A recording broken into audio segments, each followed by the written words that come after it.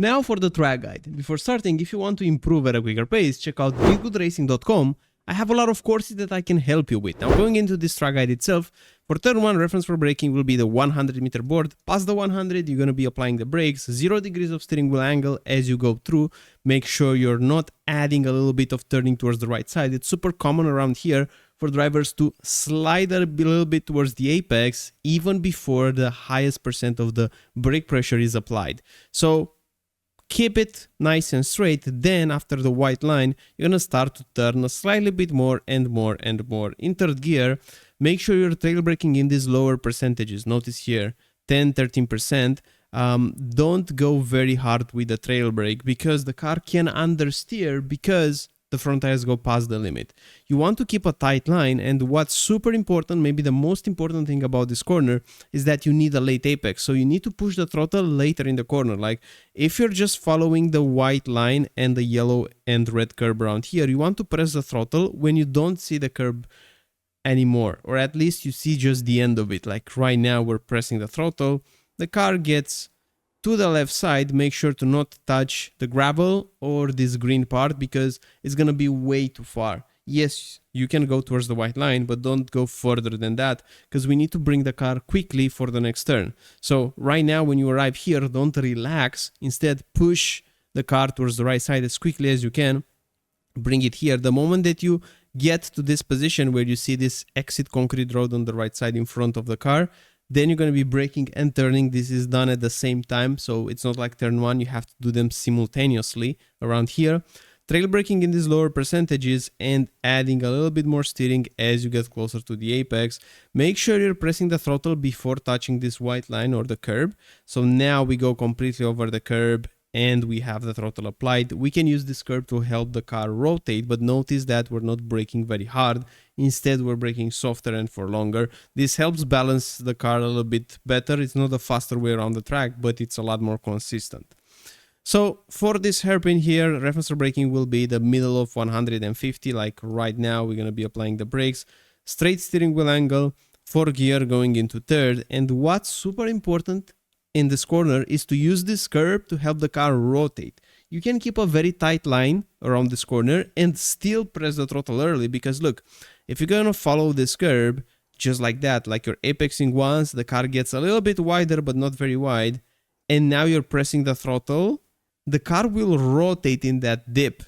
And if you have the tire on the curb, it's still gonna be fine. Like right now, look, we're completely on the curb and the car rotates just fine. We keep a very tight line, so we are shortening the distance that we're traveling, but we're also not losing up a lot on the exit because we press the throttle aggressively and that curb helps us the car rotate. And by the way, this was done with a fixed setup, but if you want to improve even more in open series and you want to run an open setup, I highly encourage you to use Go setups. They are incredibly quick. We also have a 10% discount code here on the channel.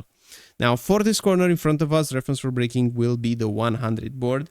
Before the 100, we're going to be braking. Brake quite hard here because you're also going to go a little bit downhill. So on this straight line part, make sure you're pressing hard the brakes because when you're going a little downhill, you have even more front end and the likelihood of having a lockup is increased. So make sure you're taking advantage of the first part of the braking. Then in 2nd gear, you will get very close to this curb. And now here, while you're still trail braking, my biggest tip is to use a lot of steering wheel angle. Notice how much we're using here. It's a lot. You have to do it. In the car lowest speed, you need to put the maximum amount of steering wheel angle. And for this corner, because it's very tight, you have to do this. So you're following this white line, basically. Make sure not drifting off. You want to be here very close on the right side. And then pushing the throttle in 2nd gear. Don't go to 3rd. Let it hit the rev limiter. Stay in 2nd and turn early for this corner. What you're looking for actually here is this grass.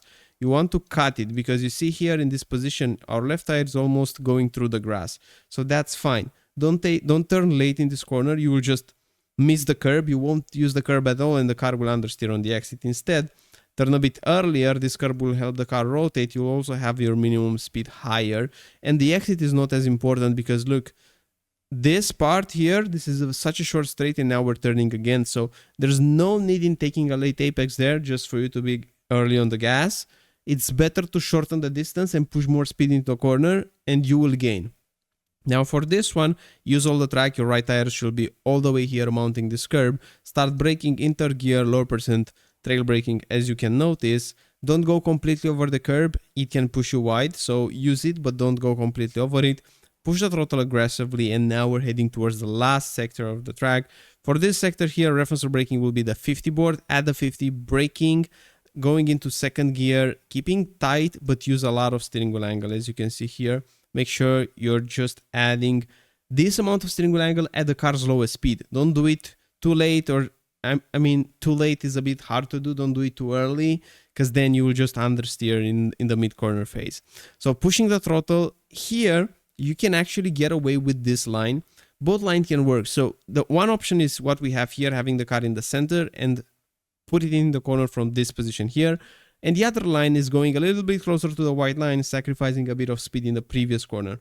Both lines will yield more or less the same lap time. So this one is a bit more aggressive because you're going to use a lot more steering wheel angle to go from this part of the track into the corner.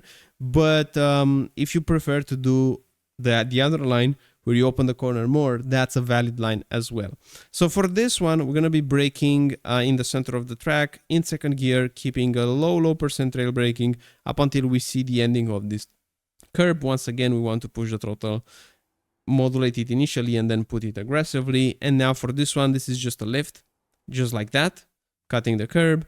And the last corner reference for braking is the moment that you don't see the green curb anymore. That's the moment you're going to start braking in third gear. This is all about late apexing. So make sure you're holding the brakes in the corner, still holding, and then in the middle of it, you're going to be pushing the throttle quite aggressively, using all the space on the exit. And in short, that's the track guide. Hope you like it, hope you enjoy it. If you want to improve at a quicker pace, GITGUDRacing.com, go setups, and I'm looking forward to see you in the next one. Bye bye.